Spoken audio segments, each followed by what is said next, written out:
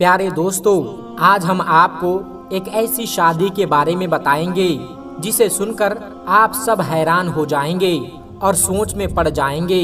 जब शादी वाले दिन दूल्हे ने दहेज में कार की मांग कर दी तो फिर दुल्हन ने जो किया वो किसी ने सोचा भी नहीं था कि ऐसा भी हो सकता है। तो दोस्तों, दुल्हन ने क्या किया था इस बारे में आगे हम आपको वीडियो में बताएंगे। लेकिन वीडियो में आगे बढ़ने से पहले आप तमाम लोगों से गुजारिश है कि अगर आपने इस वीडियो को लाइक नहीं किया है तो आगे बढ़ने से पहले लाइक कर लें, और अगर हमारे चैनल को सब्सक्राइब नहीं किया है तो इस चैनल को सब्सक्राइब जरूर कर लीजिएगा। दोस्तों, गुजरात के अहमदाबाद में दो परिवार के बीच लड़का और लड़की की शादी तय हो गई।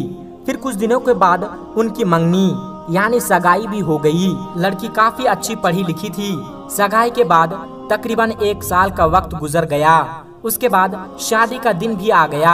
जब लड़के वाले लड़की के घर बारात लेकर पहुँचे तो लड़के वालों का शानदार इस्तकबाल किया गया। लेकिन निकाह से पहले लड़के ने एक कार की मांग कर दी, यानी निकाह से पहले वो कार मांगने लगा। तो यह सुनकर लड़की का बाप और उसके तमाम घर वाले बहुत ज्यादा परेशान हो गए। जब लड़की को उसके बारे में पता चला कि लड़का दहेज में कार मांग रहा है तो दुल्हन ने शादी करने से इनकार कर दिया। यह देखकर लड़की का बाप लड़की को मनाने में लग गया। बेटी, अगर शादी नहीं हुई तो हमारी बेइज्जती हो जाएगी, हम लोगों में मुंह दिखाने के लायक नहीं रहेंगे। बेटी, तुम इस शादी के लिए इनकार मत करो, तुम हाँ कर दो।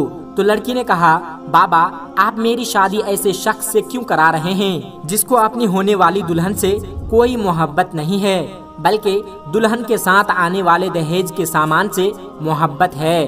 बाबा, मेरी जिंदगी वहाँ पर क्या जिंदगी होगी जहाँ पर मेरी इज्जत मेरे इल्म, मेरे हुनर, मेरी सादगी की वजह से नहीं, बल्कि मेरे साथ दिए जाने वाले दहेज के सामान, फ्रिज, कार और दूसरी महंगी चीजों की वजह से होगी। यह सुनकर लड़की के बाप की आंखों में आंसू आ गए। वो कहने लगा, अगर ये शादी नहीं हुई तो लोग क्या कहेंगे, हमारी इज्जत तो खाक में मिल जाएगी, हम लोगों के सामने सर उठाने के लायक नहीं रहेंगे। बेटी, जब मैंने इतना सब कुछ किया है तो मैं कार का भी इंतजाम कर लूंगा, बस तुम शादी से इनकार मत करो। दोस्तों, वो लड़की अपने बाप की आंखों में आंसू देखकर आखिरकार शादी के लिए तैयार हो गई। उसके बाद शादी हो गई। शादी के 2 दिन के बाद लड़की के बाप ने कार का इंतजाम कर दिया। लड़का कार पाकर बहुत खुश हुआ। उसके बाद वो अपनी बीवी को बैठाकर घर जाने लगा। रास्ते में वो गाड़ी बहुत स्पीड में चला रहा था और गाड़ी में म्यूजिक भी फुल बज रहा था। ये देखकर लड़की कहने लगी कि म्यूजिक की आवाज को कम करो और गाड़ी की रफ्तार भी धीमी करो। ये सुनकर लड़के ने कहा, मुझे काफी टाइम हो गया है अपने दोस्तों की गाड़ी चलाते हुए, आज पहली बार अपनी खुद की गाड़ी चला रहा हूँ। मेरी खुद की औकात नहीं थी कि मैं कार खरीद सकता, इसलिए मैंने तुम्हारे बाबा से इस कार की डिमांड की और तुम्हारे बाबा ने दे भी दिया, इसलिए आज मैं बहुत खुश हूँ। दोस्तों, वो आपस में बातें करते हुए चले जा रहे थे। इतने में उसका ध्यान भटका और सामने एक भिखारी आ गया।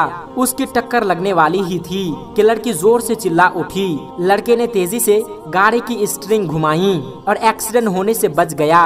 लड़के ने गाड़ी को रोका और गाड़ी से उतरकर गुस्से में जोर जोर से उस भिखारी को डांटने लगा। लड़के के मुंह में जो कुछ भी आ रहा था वो भिखारी को बोलता जा रहा था। लड़के की इस हरकत को देखकर उस लड़की को बहुत बुरा लगा। लड़की गाड़ी से नीचे उतर आई और उस भिखारी के पास जाकर उसको उठाया तो उसको पता चला कि वो भिखारी अंधा है।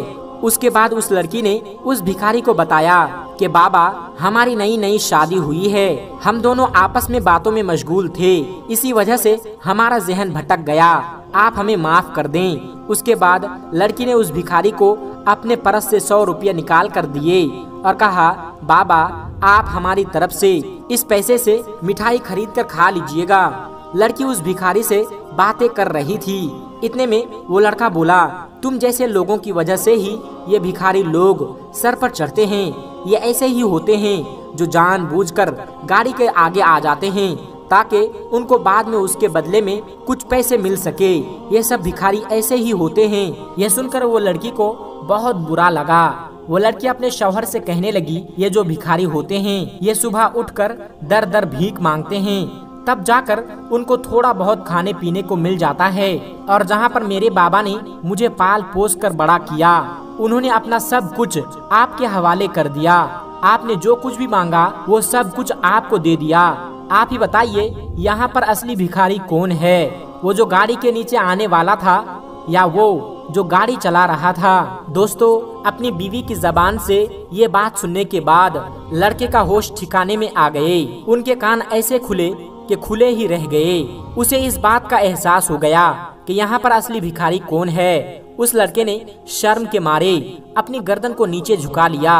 यहाँ पर असली भिखारी तो वो लड़का था। उसे इस बात का खुद एहसास हो गया था। लड़की इन बातों को सुनकर उस लड़के की आंखों में आंसू आ गए। तो दोस्तों, दहेज मांगना भीख मांगने से बदतर काम है। दहेज मांगना वाकई बहुत बुरा काम है।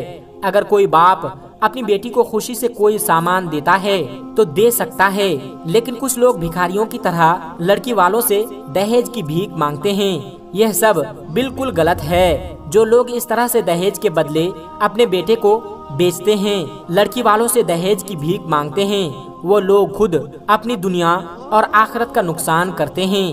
दोस्तों, हम सबको इस बात का एहसास होना चाहिए कि दहेज मुआशरे में एक बहुत बड़ी लानत है। दहेज की वजह से ना जाने कितनी बच्चियां हैं जो अपने घरों में बैठी हुई हैं और उनका हाथ थामने वाला कोई नहीं है। हर लड़का या लड़के के माँ बाप अपने लड़के के लिए अमीर लड़कियों का रिश्ता तलाश करते हैं ताकि अपने बेटों का सौदा करके लड़की वालों से दहेज के नाम पर अच्छा खासा माल कमाया जा सके। आप जानते हैं कि दहेज मुआशरे में एक बहुत बड़ी लानत का नाम है, जिसकी वजह से ना जाने कितनी बच्चियां घर बैठी बूढ़ी होती जा रही है, या फिर दहेज की वजह से उन्हें ससुराल में मार दिया जाता है, या वो तंग आकर खुदकुशी कर लेती है।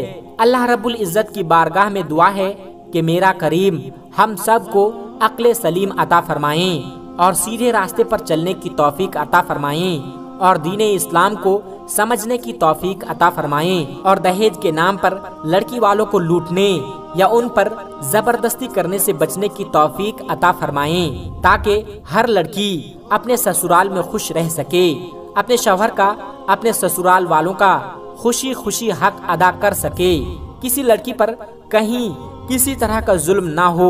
अल्लाह तबारक व तआला हम सबको हिफ्ज़ व आमान में रखें। आमीन सुम्मा आमीन। दोस्तों, आज की वीडियो में बस इतना ही। मिलते हैं एक फिर नई वीडियो के साथ। तब तक आप अपना और अपनों का बहुत ज़्यादा ख्याल रखिएगा। अस्सलामु अलैकुम व रहमतुल्लाहि व बरकातुहू।